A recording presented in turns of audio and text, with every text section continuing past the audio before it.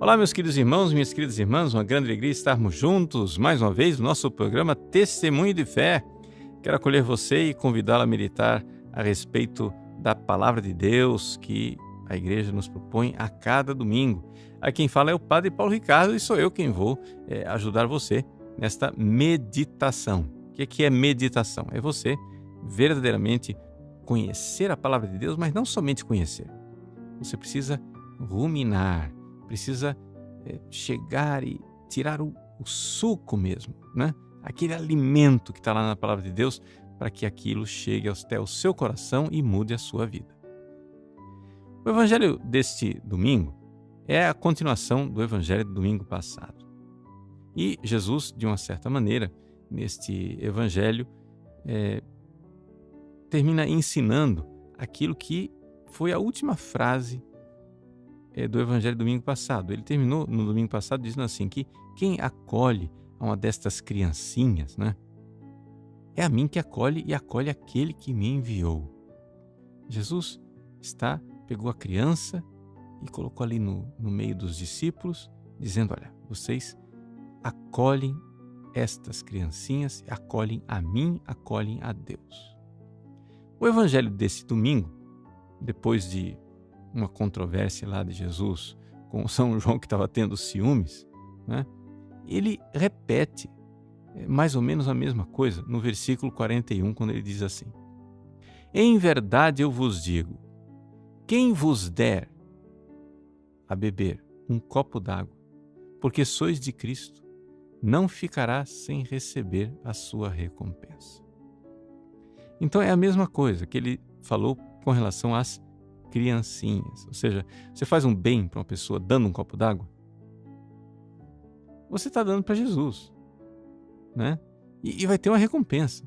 É aquilo que Jesus ensina no Evangelho de São Mateus, lá no capítulo 25, da parábola do bom pastor que é juiz no fim dos tempos e vem para julgar as ovelhas, né, e os cabritos. Quando fizestes isto, é a mim que o fizestes. Né? Então, Jesus aqui está ensinando que quando a gente faz o bem aos pequeninos, é a ele que nós estamos fazendo. Mas quem são esses pequeninos na prática? Bom, a gente pode interpretar de várias maneiras, né? Você pode pensar, eu vou fazer o bem para um pobre, lá o mendigo que passa na minha rua, etc, etc. Mas Jesus também tem em vista um pequenino bem específico. Olha o que ele diz no versículo seguinte, 42. Se alguém escandalizar um destes pequeninos que creem, ele está falando de católicos, de pessoas que têm fé, que são membros da igreja, mas que ainda são pequeninos. Veja, aqui vamos olhar para esse tipo de pessoa. Quem que são esses pequeninos que creem? Bom, aqui nós podemos distribuir assim a humanidade, né, em 3 tipos de pessoas. Eu posso enxergar o seguinte: Jesus está preocupado em não escandalizar os pequeninos. Quem é que se escandaliza? Tem 3 tipos de pessoas na humanidade. São os grandes pecadores. Quem são os pecadores? Pecadores são as pessoas que não têm fé, que não querem saber, que não põem os pés na igreja, que estão no pecado, né? Revoltados contra Deus, abraçaram o pecado como um projeto de vida, ponto e acabou. Estas pessoas, elas não se escandalizam. Não tem como você pegar uma pessoa que, sei lá, vive na prostituição, no sexo desregrado, não sei o que, etc. tal, e você escandalizá-la com alguma coisa contra a pureza. Ela não vai se escandalizar, porque ela já vive na sujeira, né? Não está nem aí. Bom, tem também um outro tipo de pessoa Esses estão falando dos grandes pecadores, foi o primeiro tipo. O segundo tipo são os santos, né? Os santos de Deus. Quem que são os santos? Os santos são aqueles que já estão firmes na fé.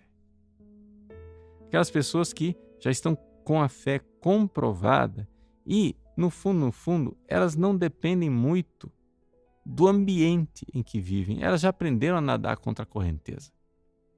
São pessoas que são grandes árvores, né? Com a raiz profunda, né? Aquela casa construída sobre a rocha mesmo, aquele negócio firme. Então, vem o vento, tempestade, seja o que for, a casa não cai. A casa não cai. Ou seja, são as pessoas comprovadas na fé. Também aqui nós temos um tipo de pessoa que não se escandaliza. Ou seja, um santo, verdadeiramente santo, comprovado na fé, quando ele tem pessoas que convidam para o pecado, que puxam para o pecado, eles não vão seguir isso daí. Por quê? Porque já estão bem firmes em Deus. Então, sobra uma terceira categoria de pessoa, que são as pessoas escandalizáveis, né? Ou seja, o que é escandalon em grego? Escandalon quer dizer uma pedra de tropeço, né? Pedra de tropeço quer dizer o seguinte: a pessoa, esse pequenino que crê, do versículo 42, que Jesus está se referindo aqui, são as pessoas que já se converteram ou estão em processo de conversão. Elas têm fé, mas são plantinhas frágeis. Não dá para você largar a plantinha lá fora, na intempérie. Você tem que colocá-la dentro de uma estufa protegida, né? Ou então colocá-la com uma hastezinha ali do lado para apoiar, né? Porque a pessoa ainda não se firmou na fé. Ela está crescendo espiritualmente, não é? E quem é esta terceira categoria de pessoa? Vamos dizer bem claro? Somos nós. Ou seja,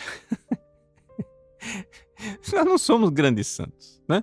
Você está me ouvindo aqui, então eu acho, estou supondo, né, que você não vive uma vida de super pecado, etc e tal, isso e aquilo. Mas você também não vem me dizer que você é tão confirmado na fé, né, que você vai ficar presunçoso e dizer, nada me abala, pode vir o que quiser, etc e tal, porque eu não caio de jeito nenhum. Menos, né? Menos. Vamos ser menos presunçoso. Vamos, né, colocar a barba de molho, porque o negócio não é bem assim. Você pode sim se escandalizar. E o que é escandalizar aqui no caso, concretamente? Tá? Veja,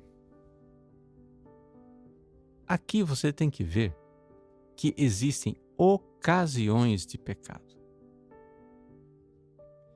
O que é uma ocasião de pecado? A ocasião de pecado é o seguinte: você, no ambiente em que você vive, você tem amizades que podem puxar você para o pecado. Você tem algumas coisas que você faz, tipo visitar o Instagram, o Facebook, suas listas de WhatsApp. Essas são ocasiões de pecado, né? No seu emprego, muitas vezes, para manter o seu emprego, ou ficar de boa com a turma, entendeu? Você é levado, às vezes, por respeito humano, a se submeter a ocasiões de pecado. E assim por diante. Ou seja, você tem fé em Jesus Cristo? Tem. Você quer pecar? Não.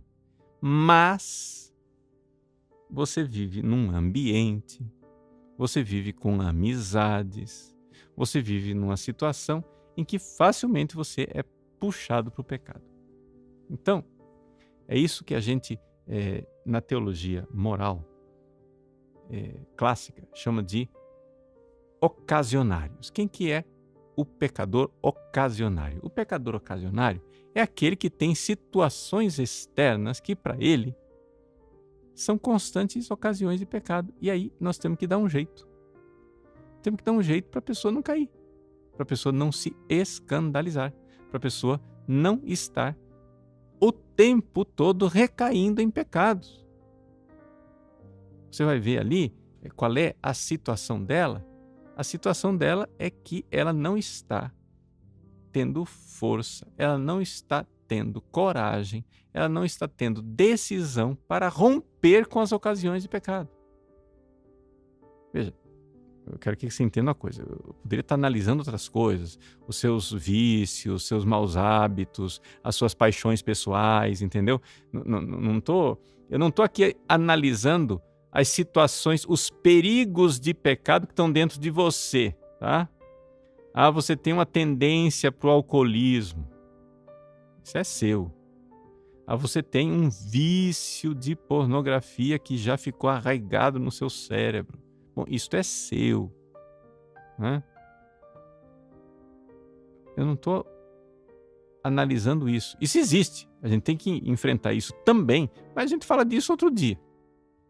Eu estou falando aqui de coisas externas a você. Ocasiões de pecado externos. Ou seja, são perigos de pecado que são externos. Está no seu ambiente, nas suas circunstâncias. Isso aqui é uma ocasião, né? Isso aqui é uma ocasião de pecado. Então, Jesus está dizendo o seguinte: está tendo ocasião de pecado? O que você vai fazer? Se a tua mão te leva a pecar, corta. Tá? Isso aqui é uma metáfora, não é para você cortar sua mão. É que aqui Jesus está olhando as ocasiões externas. Se o que está levando você para um pecado fosse uma coisa interna, não dá para você cortar. Tá?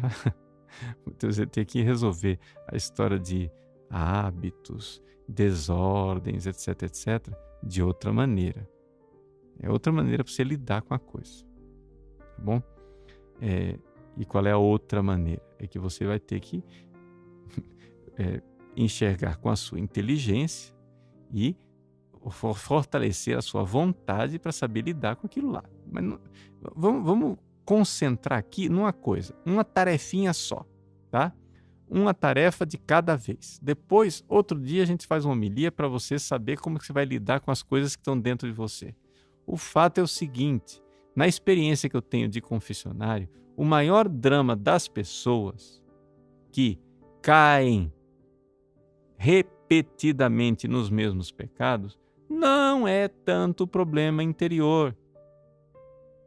O negócio está fora mesmo. O cara não quer mudar o estilo de vida, não quer tirar coisas externas que precisam mudar. Ele não quer sair do bendito do Instagram. Ele não quer sair daquela lista de WhatsApp que manda pornografia constantemente.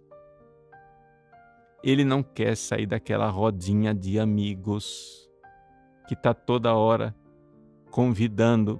Vamos tomar um chopp ali, etc e tal. Nada demais no chopp, mas os caras sentam e aí só tem conversa escandalosa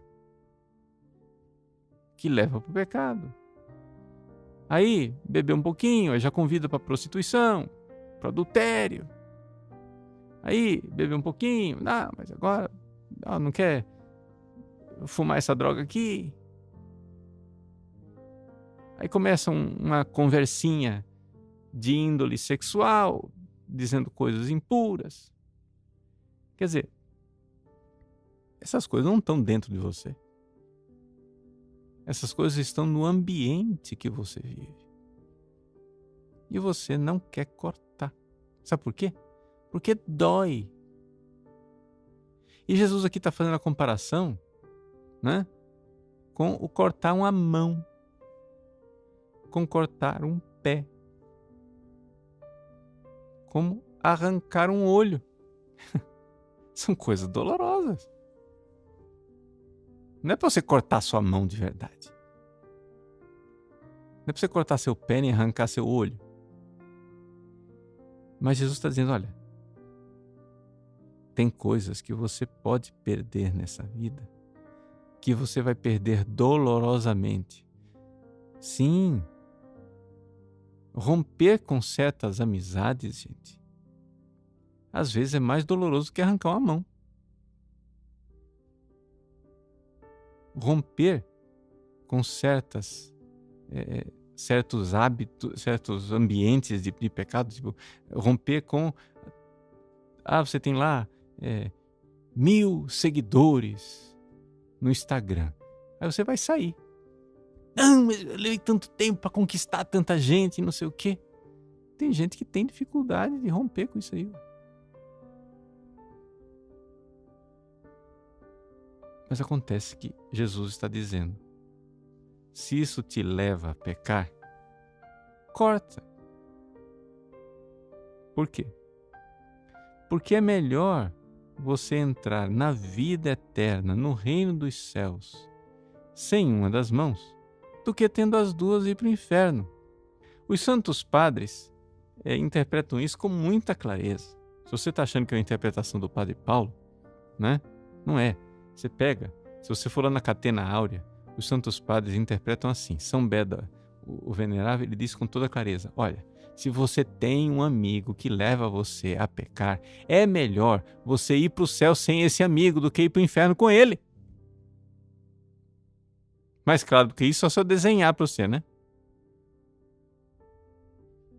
Então, mas é meu amigo desde a minha adolescência, etc e tal. Pois é. Eu não estou querendo que você perca amizades. Tá?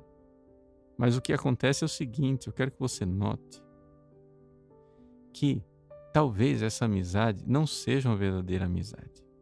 Por quê? Porque você mudou. Você se converteu, você agora é de Cristo. E o que é que define uma amizade? As pessoas têm uma ideia de amizade, às vezes um negócio meio romântico, né? O que é amizade? Eu gosto dele, ele gosta de mim, eu gosto dele, ele gosta de mim, eu gosto dele, ele gosta de mim. Não, para com isso, isso não é amizade, não é a essência da amizade. A essência da amizade é querer as mesmas coisas e detestar as mesmas coisas. Você tem que ter o coração no mesmo lugar. É essencial numa amizade a concórdia. Se você quer as mesmas coisas, idem vole. E se você rejeita as mesmas coisas, idem nole. Então, ali você já começou bem uma amizade, a amizade está bem fundada. Porque vocês têm o coração no mesmo lugar.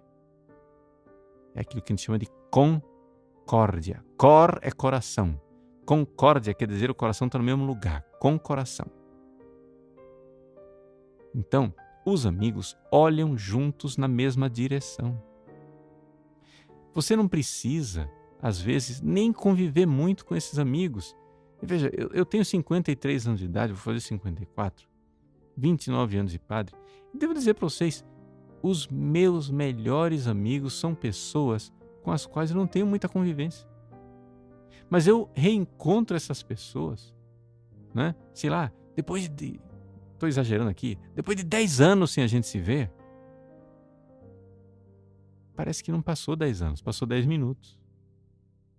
Porque nós amamos as mesmas coisas. O coração está no mesmo lugar. A gente retoma aquela amizade, não é? Sem nenhuma dificuldade. Por quê? Porque amamos as mesmas coisas. Não é? Então, isto é o fundamento da amizade. Agora, é claro que se vocês têm o coração no mesmo lugar, então você quer também estar junto com a pessoa, você quer se encontrar com a pessoa, você quer falar com a pessoa, isso é natural. Você quer o bem da pessoa, você quer se unir a ela, né? Santo Agostinho, no seu livro De Trinitate, né? Ele descreve o que acontece no coração dele quando ele ouve falar que tem um homem de Deus, né? Que tem um santo. Ele diz assim, quando eu ouso falar que existe, que fulano de tal mora em tal lugar e é santo, eu quero estar com ele, eu quero ir lá falar com ele, eu quero conhecê-lo. Porque é uma pessoa que ama a Deus. Ou seja, Santo Agostinho nem conhece o cara direito, mas ele sabe que tem o coração no mesmo lugar. Então já somos amigos. Não tivemos nem tempo de convívio, mas já está com o coração no mesmo lugar. Então, eu estou gastando esse tempo aqui para que você avalie suas amizades.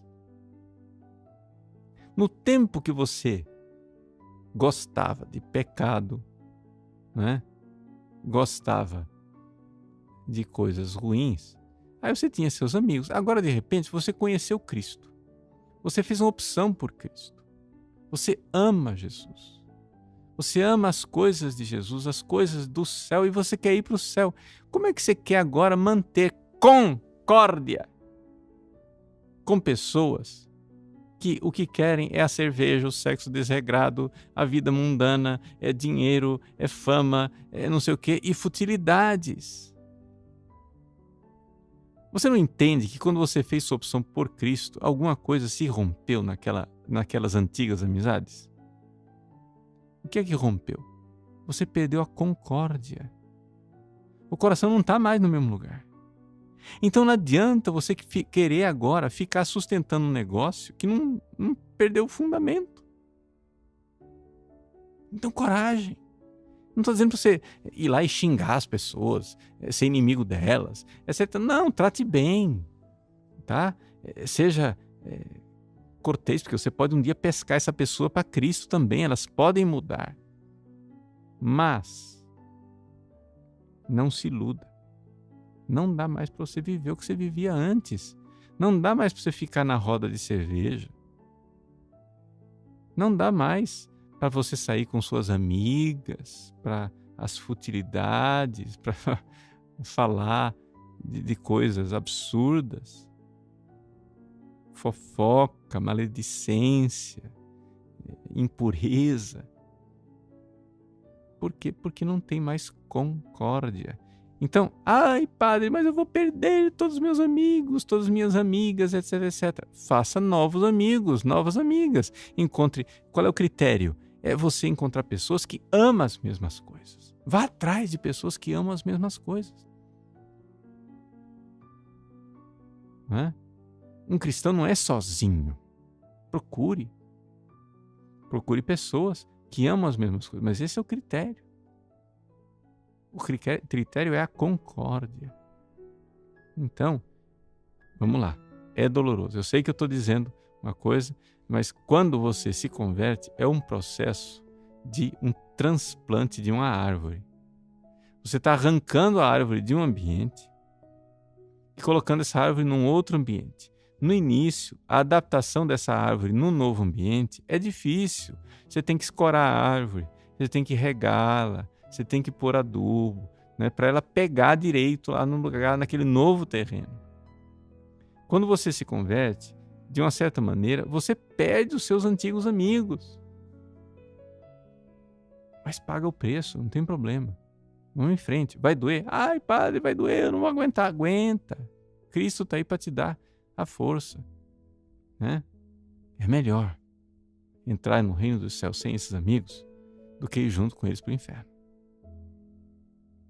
Esse é o recado do Evangelho desse domingo, que, digamos assim, é uma mensagem que é uma boa nova para você. Olha, não tenha medo. Não é que você está com medo de perder essas amizades, mas elas não são amizades verdadeiras, porque vocês não querem as mesmas coisas e não odeiam as mesmas coisas. Procure agora as amizades onde tem concórdia, o mesmo querer, o mesmo amor, coração no mesmo lugar. E aí, pronto, você está fugindo das ocasiões de pecado, que são as más amizades, né? E aí você vai conseguir.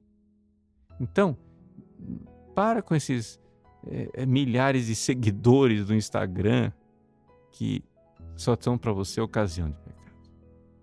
Para com essas conversas, essas rodas de amigos, essas coisas que são ocasião de pecado. Procure construir a casa na rocha firme. E estas amizades, que são amizades verdadeiras, porque tem o coração em Cristo Jesus. Deus abençoe você.